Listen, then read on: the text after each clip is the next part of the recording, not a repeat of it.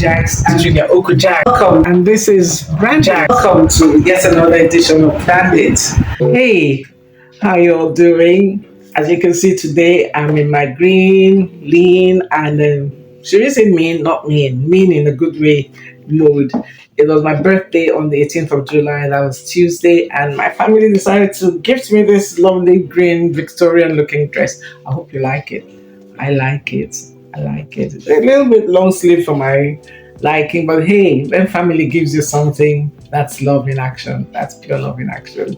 So I came in here today to, well, first of all, thank everybody who attended the Brand Lab yesterday. Thank you so much. Thank you. Really appreciate you all. And watch out for what we have next, because we'll be posting it this coming week. What do I want to talk about here? Because I'm a little bit drained from the Brand Lab. It was intense. And if you didn't attend, we have capsules, which we are packaging that will be useful for you. The keynote address by Steve Babaiko has information that you cannot even begin to imagine. You need to get that information.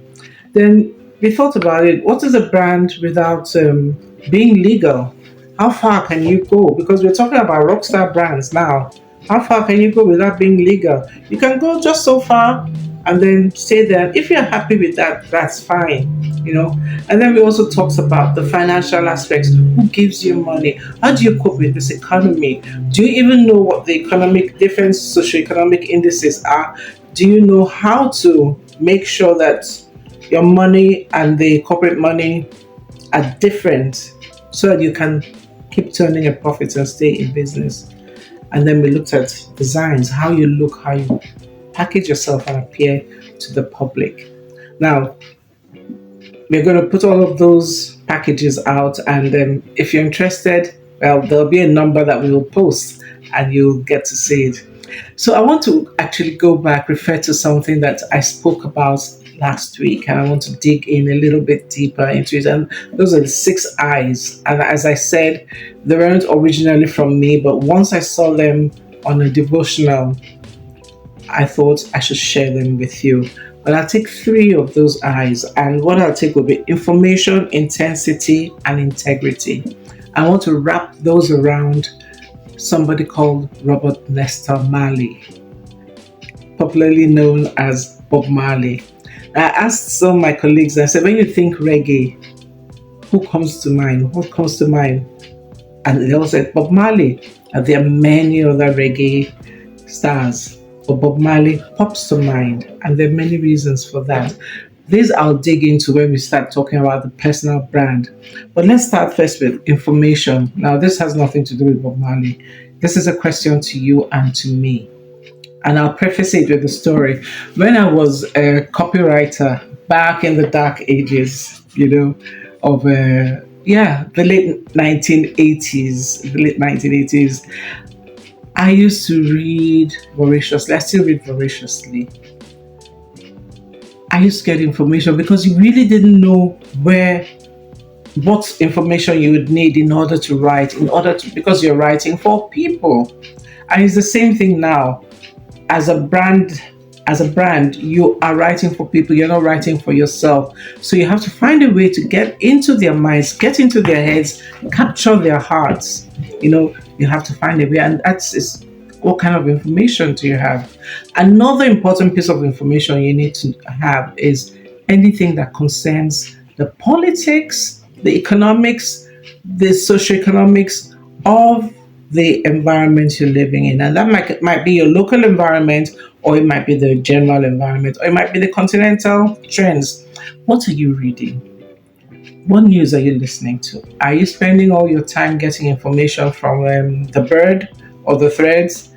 Or are you actually also, because there are some very useful, brands on financial brands on Instagram, on IG, which give you breakdown financial indices, socioeconomic indices, political indices, how it affects you. Now we've heard that the fuel prices have gone up Okay, so you might think automatically I want to increase my own um, prices for my own services, and that might work for you for a little bit, but a lot of people are going to run away as well.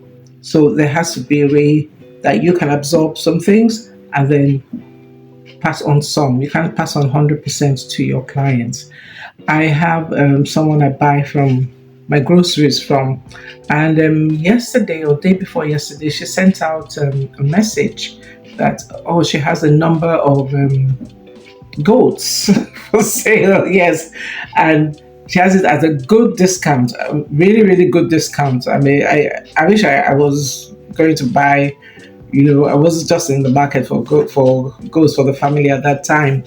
But what struck me was that this is a brand that has information at the fingertips. They know that people need a break, and this is a brand that is quick on the off take to say, let me offer these people, my customers, a good deal. And when somebody offers a good deal, what do you feel? You feel good about them. Now, let me get to Robert Nesta Marley. Now, I got to know about him in, let me say, 1975, 76, possibly 76, with Rastaman Vibrations. But this man had been trending in Jamaica for a long time. You know that thing that this microwave culture, and I'm not blaming your generation. As my colleague says, he says it's TikTok generation. I enjoy TikTok as well. I do enjoy TikTok, but I also, in my time, my parents used to say, "Oh, you guys are the microwave generation. You want everything microwaved immediately. It takes time." And trust me, I know that it takes. You can cook good soup with microwave, but there are some soups that you have to cook and taste, and add little ingredients bit by bit, and that is branding. Now, I want to read about Bob Marley to you, and said Bob Marley, his career in the late 1960s. Now, we didn't even know he was a young man. His career took off at home, and the new reggae music. It was a totally new genre of music. It grew in popularity across the Caribbean. But Bob Marley and his music remained unknown outside the Caribbean islands.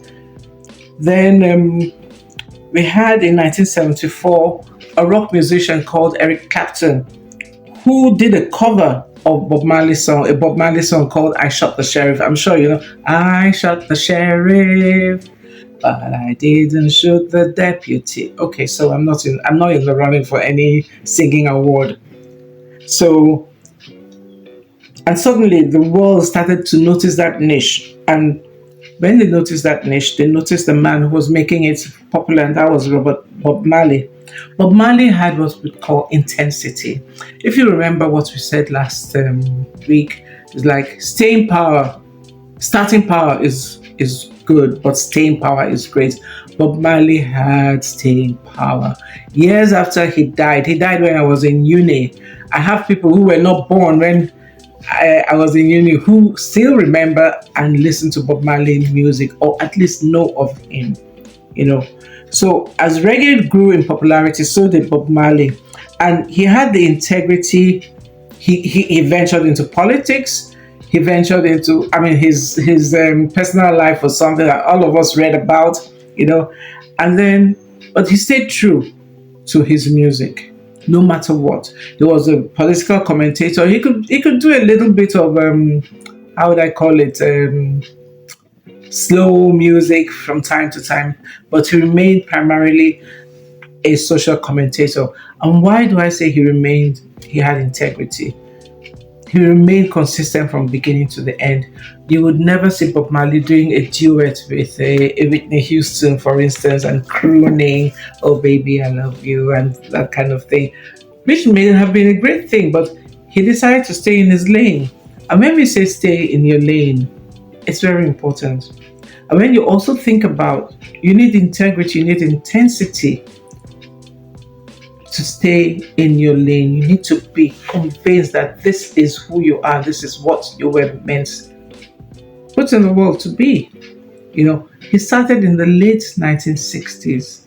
He was anonymous, except in his immediate environment. How many of us can deal with that anonymity? How many of us, when we put out a post and nobody likes it, we go under the duvet and cover ourselves? No, stay focused.